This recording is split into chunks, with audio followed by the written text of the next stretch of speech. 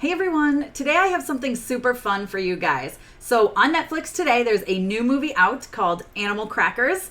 It is such a fun family movie. It has an all-star cast. It's such an amazing movie. We've watched it countless times. Thank you, Netflix, for those screeners that you give me to get me through these long summer days. But Animal Crackers, it's so much fun, and I'm super excited because I got to talk to the writer-director, Scott Christian Sava. Super amazingly talented guy. He's even part of a Spider-Man graphic novel. I'm just going to put that out there. So we'll get into that. I'm ready for you guys to check out this interview. I can't wait. Enjoy it. Hey, Tessa from Mama's Geeky here, and welcome to the Mama's Geeky Show. Hey guys, today we have someone super exciting joining us. I'm so excited to be talking to Scott Christian Sava, who is the writer and director of a new movie out on Netflix today. It's out today. Animal Crackers. We loved the movie, didn't we, guys? Yeah. I couldn't even tell you how many times we've already watched it. It's so good. And the cast is absolutely amazing. Like 25 or 26 times. Probably. Yeah. Wow. That's about as many times as I've seen it, and I made it. Thank you. Of course. We loved it. It's so great. You guys have to check it out. It's out today, like I said, on Netflix. But first of all, I want to know where you got the idea for the graphic novel, because this is actually based on a graphic novel, which I, as a comic book geek, think is the coolest thing ever. Well, I got it from the same as those two little cuties next to you, my twin boys. We were in the backyard playing, and we were eating animal crackers at the time. And I just had the idea. I handed one of the cookies to one of my boys, and I said, "What if when you eat this lion cookie, poof, you become a lion?" And I handed another one, "What if when you eat this giraffe cookie, poof, you become a giraffe?" And they loved it. And so we played for the rest of the day, well, at least until the box was empty. And I had written a bunch of comics for the boys already, and I had a deal with IDW at the time. And this was probably my 13th graphic novel. I mean, I had written stories about pirates and secret agents and robots and everything for the boys. And but this was something fun. And so I wound up writing it. And I initially wrote it with my niece and nephew in mind, Owen and Zoe, my wife's sister's kids. And so it was a lot of fun. It was just about them going to the circus and wanting to rescue the animals from the circus. And it was, I write very young, so it was a very young book. Mm-hmm. That's it. I mean, I'm excited to read it because you're going to send us a copy, and I can't wait. And I'm so excited.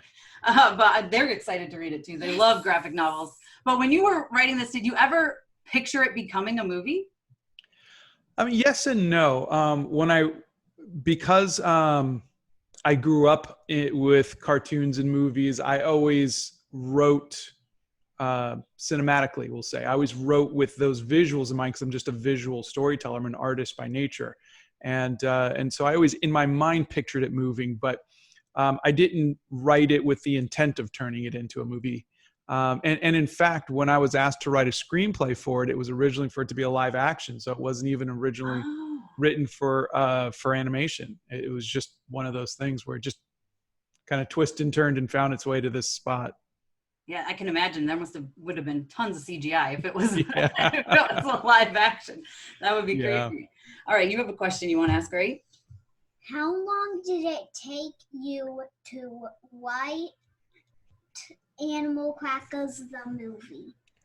I would probably say about the first draft was maybe about 4 months. Wow. I was only my third screenplay I had written, and I went to art school, and so for me, all I learned was how to draw and paint, and which is great.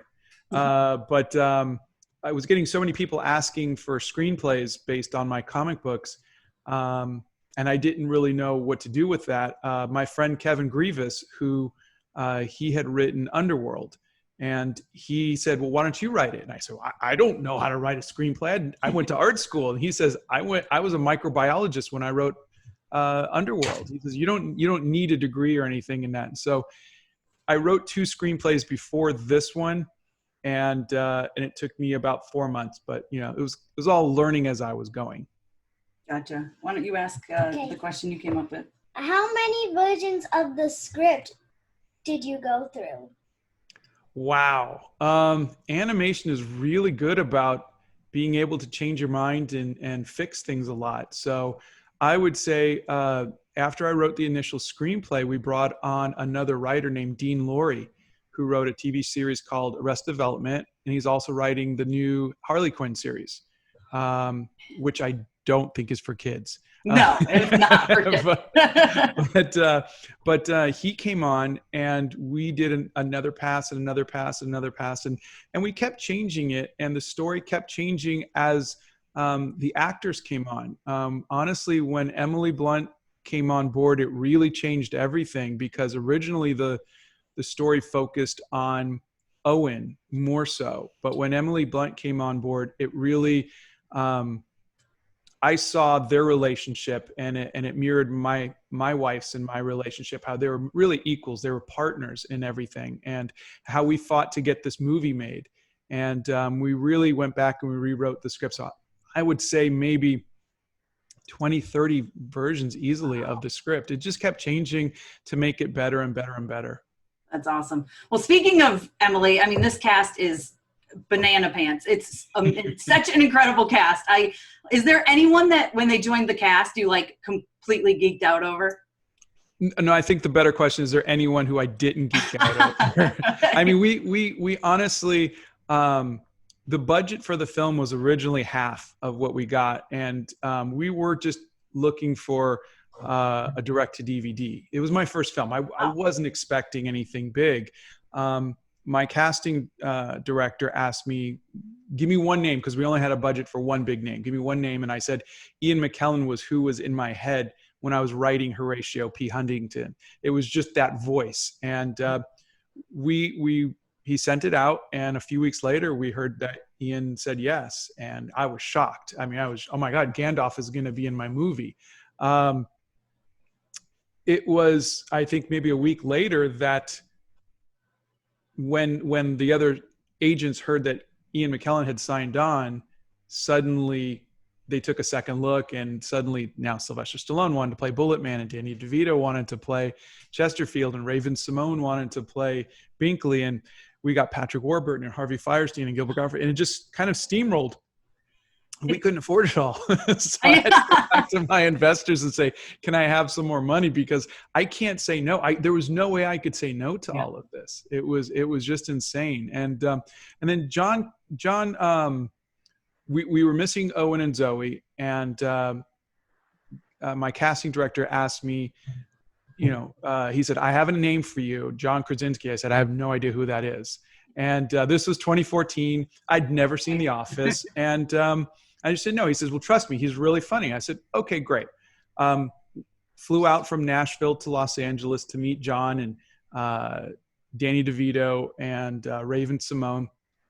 And John was just the nicest guy, just so wonderful. And he was just hanging out. We were in the studio with the microphones and everything, and everybody else was in the recording booth.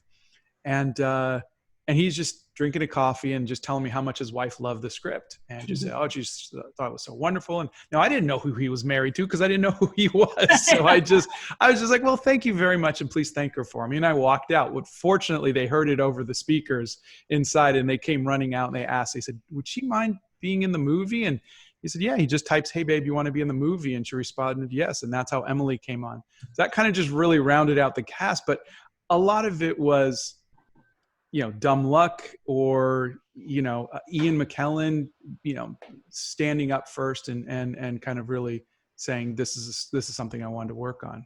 Yeah, I mean, they're all perfectly cast, like absolutely perfectly cast. And I love that Emily and John are like a married couple. And I think that's the cutest thing. Yeah. I mean, they had so much fun working on the film, and you could see it. I've been posting on Instagram. I've been posting a lot of just from my iPhone, just videos of them working together. They would make each other laugh over and over and over again. And it was so much laughing that I just said, let's keep it in the film, because it was so natural, because that's John's personality, and she makes him laugh. And it was it was very, very natural. It was very fun, and it felt like the kind of mom and dad, you'd want to see. And but they had so much fun that I remember seeing them in 2016 for the last time in London while she was getting prepared for Mary Poppins, and she was saying, or John was saying, we had so much fun, we're going to do another movie together, and that was A Quiet Place. And so it was just, I'm not taking any credit for A Quiet Place. I'm just saying. It's all you. But they really they had so much fun. You could see it. Yeah, you can hear it. I mean, it makes it so natural and believable. Really makes you feel like that's an actual real world that this is. Yeah. Unfortunately, you can't eat animal crackers and actually turn into animals, but they certainly like to pretend that they do. I know, I do too. Did you have another question? Yes. Yeah, go ahead. Whichever one. Were there any bloops or improv that made it into the final movie? Oh yeah, so many. The script, one of the scenes, the script has they're driving home with their daughter Mackenzie in the back, and Mackenzie says, "I'm hungry," and Zoe says, "Oh look, there's a fruit stand up ahead. I'll get you some fruit." That's what I wrote. John Krasinski and Emily Blunt, when given the prompt from Mackenzie saying, "I'm hungry," John says, "Oh, well, she's hungry. Do we have anything in the car?" Emily says, no, I don't think so. No, he goes, check underneath the sunglasses. No, there's nothing under the sunglasses. Check under the sunglasses. I think there's some fruit. No. She goes, oh, look, there's some fruit. And then they start singing, I like to eat apples and bananas. And none of this was scripted. None of it. They just made it up right there. And we're all just sitting in the booth laughing, and we're going, oh my God, this is so good. So we redid that whole scene just for them. And they did that a lot. The other one that was kind of funny was, you guys saw the trailer at the end where Brock goes, is this too close? That was Patrick Warburton. He was playing around with the microphone, and he just starts breathing into my, and we liked it so much that next time we saw John Krasinski, we had him react to that. So we played him back that, and he goes, this is too close, And so it was fun. We'd get stuff like that all the time. And I think that was really fun to do with the actors, is to let them play around and be funny. And Danny DeVito, he loved making fart noises. He kept going all the time. And he would do it with he would go like this with his arms and stuff. And just, like we could hear that, but he would have so much fun. He loved being a clown. I could totally picture him acting like that too. I could too. I have another question. How did your partnership with Netflix come about? Wow. A crazy story was, we finished the film at the end of 2016, and we signed with a studio who went away. And we signed with another studio, and they went away. And then we signed with another studio, and they went away. And we were like, our film's never going to come out. And it was spring of 2019 at the Cannes Film Festival. That's in France. They saw the film, and they said that they wanted to come and pick it up. And they are just kind of getting into animation at that point. And it was fantastic. We were just so excited, and we finally agreed to everything at the end of 2019. And then it was just a lot of legal work, a lot of paperwork, a lot of stuff you really don't care about. But yes, it was a lot of that for a little bit, and then just preparing for the release date. But we were very excited. Yeah, well, I had a lot of my subscribers and followers message me when the trailer dropped, and were like, this movie that, it's been talked about, and it's an amazing cast, and you have to check it out. There's a trailer. Like, I had so many messages. So there's a lot of people who have been like really actively waiting for this movie. Oh, thank you. Yeah, it was just, we started the film in 2014, and we thought the movie was scheduled to be released 2017. And 3 years of, I guess the analogy is being out there walking in the desert, just 3 years of just, and all of the fans were so supportive over that time. They were just so nice. And encouraging. And I really hope it was worth the wait. Sitting on something for so long, you get nervous that, oh God, I hope it's worth all of the waiting. Everyone is waiting for movies now. Like, no movie is actually coming out when it's supposed to come out. So, yeah, that's true. And I've been saying for a while now, Netflix has been really stepping up their game. Like, a lot of their movies are really, really good now. And this is, like I've said already, but this is an amazing family movie. I mean, we've watched it countless times. The first time we watched it, we just laughed uncontrollably almost all the time. It's such a good movie. I really, really like it. So all of you need to watch it. It's on Netflix now. It's so good. And it was definitely worth the wait for sure. I loved reading the quotes. I mean, it was just, and I would say only half of those I wrote. The other half were probably improvised by by them. Though I'm sorry, half of them I or Dean Laurie wrote. Yeah. I sorry, Dean. But it was, I loved reading those. It was kind of like a trip down memory lane. I had to do it because I was like, there's so many good, like I'm just watching it and I'm like, I have to make, because for me, I would be, Googling what's a certain quote to write or whatever. And I'm like, after people watch this, they're going to be like, wait, what was that quote? Yeah. What was it they said? So I'm like, if anyone's like me, all right, go ahead. You got a question? Yes. What lessons do you want kids and families to take away from this movie? Oh, that's a great question. I would say there's a few. Number one would be families should stick together. Mm-hmm. And I also love the fact that Owen and Zoe, even though they disagreed and they each had their own decision on their own idea of what was best for the family, Owen thought staying with the dog biscuit company was best, and Zoe thought going with the circus was best. They still loved each other. So you can have a disagreement and you could still love each other. And I like that. One of the lessons that didn't get into the movie, but it was in the book is animals. Be kind to animals. They shouldn't be in circuses. There are no animals in the movie. They're all humans eating cookies, but in the book, the kids are rescuing the animals. And I do wish that I would have, I mean, you try to do so much in a movie, but, and it was my first movie, but I do wish that would have stayed in there. Well, maybe there can be a sequel where you can kind of slip that in there. Yes, exactly. That would be good. I have one more question. If you can be any animal, what would it be? I've always loved cheetahs because they could run really, really fast. That's my favorite cat. What about you? I would be a teal kitty cat. A little kitty cat? Really? Yeah. A teal one? Oh, it would have to be teal colored? A teal one. Very specific. Yeah. I would have to be like a cat, like the cat Everyone wants that to be always cats. has the ears that are down. Like a cat. Okay. Nice. Kind of looks like a dog, but it's an actual cat. That's funny. Maybe. I love it. An eagle? Like a giraffe. Giraffe would kind of be cool. I could reach things really high up. But if you could fly. You're right. Okay, I'll change my mind. Eagle then. Eagle. Eagle. Did you have any other? Oh, you had one more question, right? I'd be a cat. How long was the whole movie making process?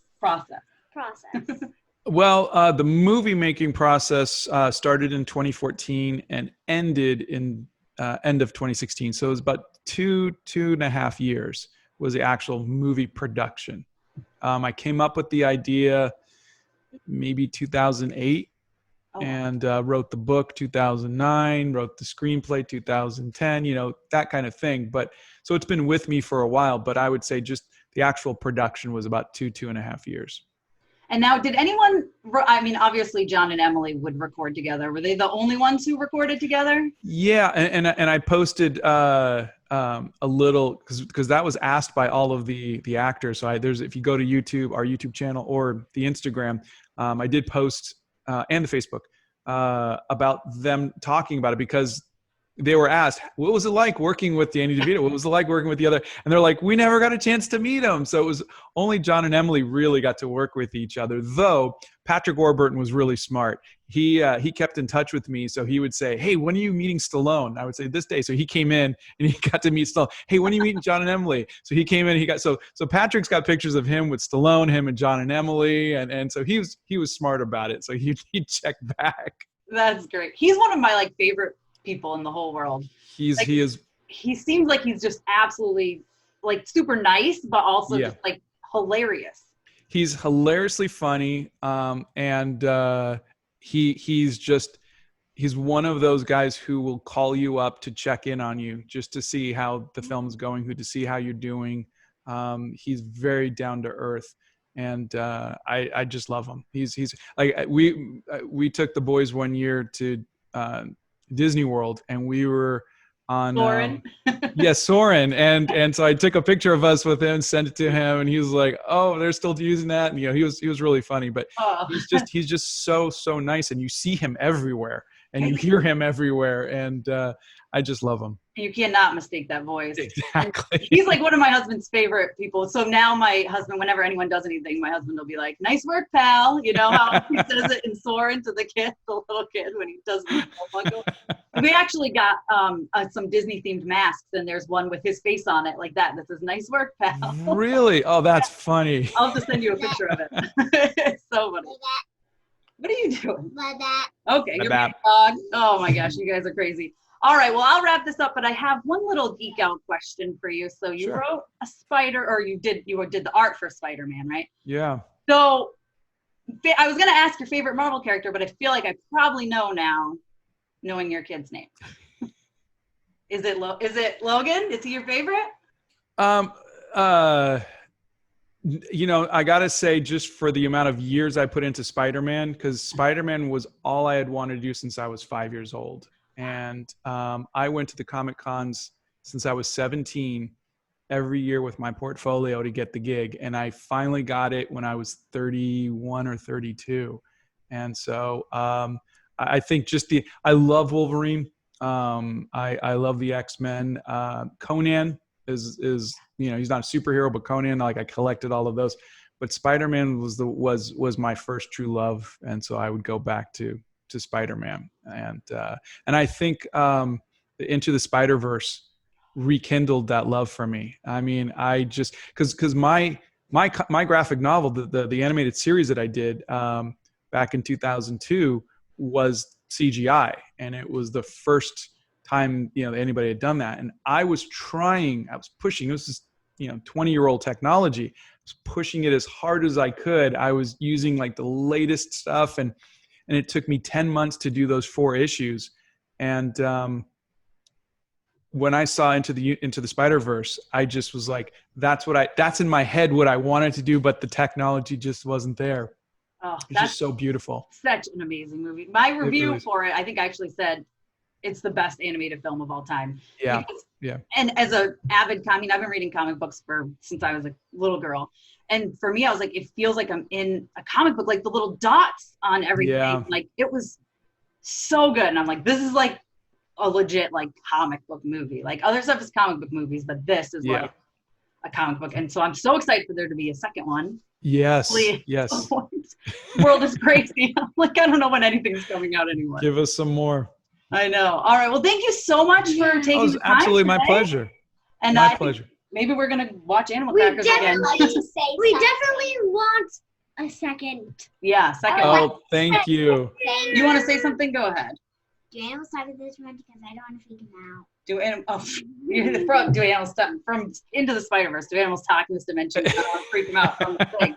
First of all, great memory that you just like jumped right back to that. I know, it's your favorite part. Yeah. Well, so nice meeting you all, and I hope you like the book. That's hopefully on its way. And thank you all for watching the movie. I'm so glad you liked it. Yeah, seriously, it's amazing. It's definitely going to be a watch it almost every day this summer movie.